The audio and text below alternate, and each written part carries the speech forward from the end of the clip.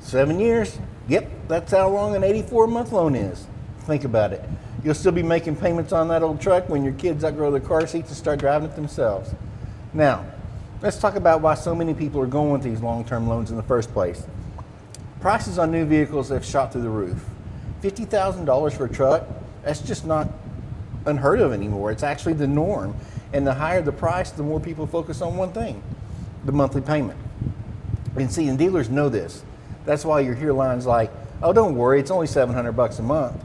Well, that sounds great compared to $900, but here's what they do. They forget to emphasize that you're locked in for 7 years. And that's where the trap shows up. You see, depreciation doesn't slow down just because your payment does. Your vehicle loses value fast, especially in the first few years.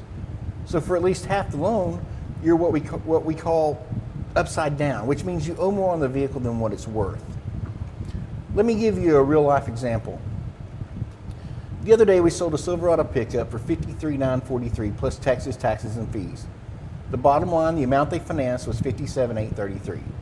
Now if you finance that at 7% over 84 months, the total cost of that truck is $73,584. That's $15,750 in interest alone. 15 grand just for stretching the loan. That's money you'll never see again.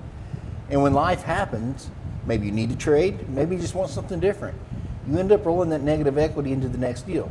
Now you're financing your old vehicle and your new one at the same time.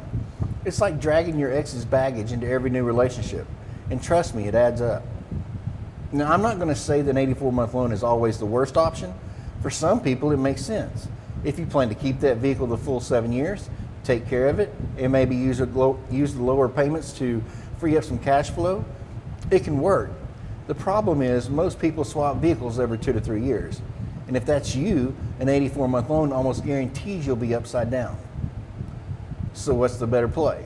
Well, if you can, go with the shorter term, 4 or 5 years. It keeps you safer, builds equity faster. If you do go long though, consider throwing extra money at the principal when you can. Even an extra $50 or $100 a month helps cut the balance down. And here's the thing nobody talks about. If you're the type who likes a new vehicle every 2 to 3 years, leasing might actually be a smarter option for you. You don't get trapped in negative equity, you've got warranty protection, and you avoid paying for years when the vehicle's value is sliding downhill. But at the end of the day, the right choice comes down to your lifestyle, your budget, and your long-term plans. My job is to help you understand the pros and the cons before you sign anything. Because the truth is, the wrong loan can haunt you longer than you expect. So here's my question for you. Would you rather stretch your payments out for 7 years to keep them low, or would you rather pay a little more each month and be free in 4 or 5? Drop your answer and your worst negative equity story in the comments. I'm Monty Scheller, and this is The Bull Stops Here, Deals with Monty. Call or text me today at 940-235-9345, and let me show you how I can make car, truck, and SUV buying easy and fun.